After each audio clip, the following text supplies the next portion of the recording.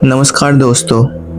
आज मैं आपसे एक ऐसे विषय पर बात करूंगा जो हर वक्त के मन में आता है। सवाल है कि भगवान सपने में कब आते हैं। कई लोग कहते हैं कि मैंने सपने में शिव जी को देखा। कई लोग कहते हैं मैंने सपने में विष्णु जी को देखा। कई लोग पूछते हैं कि मुझे सपने में भगवान क्यों नहीं दिखते। तो क्या भगवान किसी विशेष को चुनते हैं या फिर इसके पीछे कोई रहस्य है। आज मैं आपको शिव पुराण, भगवत पुराण और देवी भगवत के प्रसंगों के आधार पर बताऊंगा कि भगवान सपने में कब, कैसे और क्यों आते हैं। तो चलिए शुरू करते हैं। सबसे पहली बात, भगवान सपने में सिर्फ उन्हीं को दर्शन देते हैं जो सच्चे मन से उन्हें पुकारते हैं। लेकिन इसके अलावा भी कुछ विशेष परिस्थितियां हैं जिनमें भगवान सपने में आते हैं। चलिए पहली कहानी सुनते हैं। यह कहानी है शिव पुराण की। एक बहुत ही गरीब ब्राह्मण था, सुशर्मा नाम का। वह रोज भगवान शिव की पूजा करता था, लेकिन उसके पास न तो धन था और न अनाज और न ही फूल पत्ती। वह बस बेलपत्र चढ़ाता था और मिट्टी का दिया जलाता।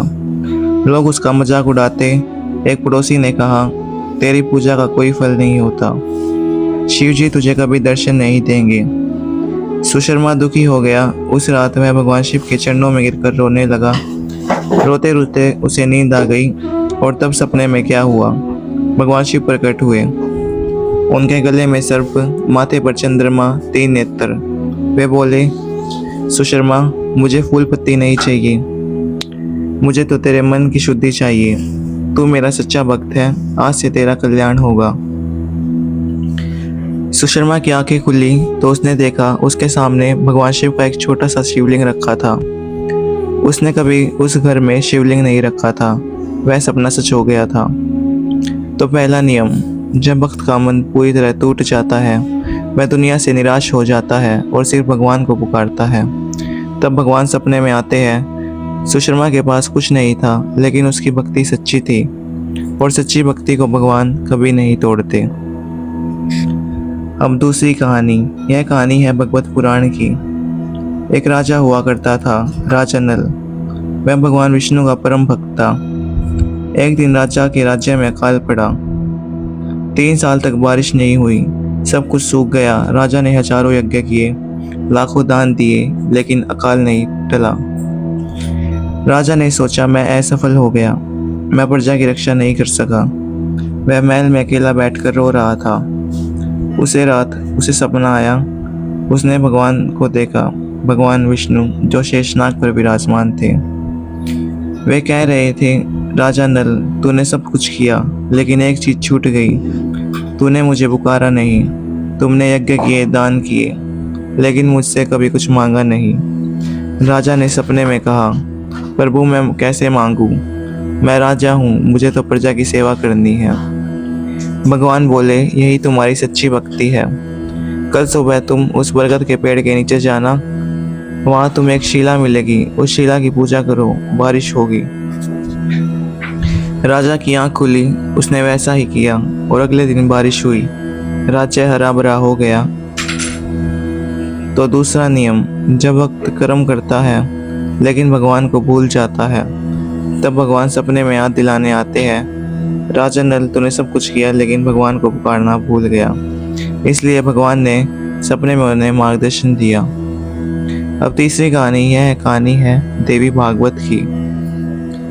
एक विधवा स्त्री थी, लीलावती। उसका एक ही बेटा था। बेटा बीमार पड़ गया।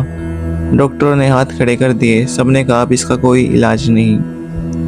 लीलावती दुखी होकर मंदिर गई। उसने देवी दुर्गा से प्रार्थना की, हे माँ, मेरे बेटे को बचा लो, तू ही मेरी एकमात्र आशा है। वह मंदिर में ही जमीन पर लेटकर सो गई और सपने में देवी दुर्गा प्रकट हुई।